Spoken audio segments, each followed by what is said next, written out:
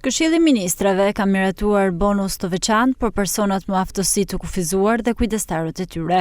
Në një postim të kryeministrit Edi Rama në rrjetet sociale, ministri Petrit Malaj njoftoi se vlerësohet që bonusi arriti vlerën e 150 eurove, ndërsa prej saj përfitojnë 148.500 persona.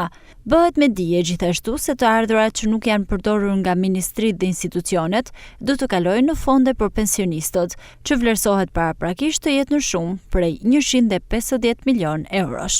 Të dashur qytetar, në mbledhjen e Këshillit të Ministrave, miratuam aktin normativ të fundit të vitit për disa ndryshime në buxhetin e vitit 2025. Disa nga çështjet kryesore që miratuam nëpërmjet këtij akti normativ janë mbështetja financiare për familjet e cilat përfitojnë ndihmë ekonomike, si dhe për personat me aftësi të kufizuar apo kujdestarët e tyre.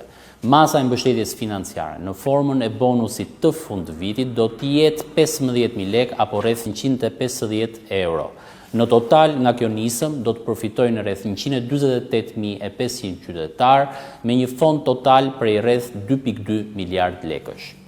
Një nga vendimet më të rëndësishme të ndërmarra nga Këshilli i Ministrave lidhet me përdorimin e fondeve nga ana e ministrive apo institucioneve buxhetore. Këto janë vetëm disa nga politikat që kemi parashikuar në këtë akt normativ, natyrisht për të garantuar që fondet publike përdoren aty ku nevoja është më e madhe. Ministria e Financave, nga ana tjetër, është këtu për të garantuar stabilitetin ekonomik, si dhe të zbatoj politika të cilat synojnë mirëqenien sociale të qytetarëve të vendit tonë.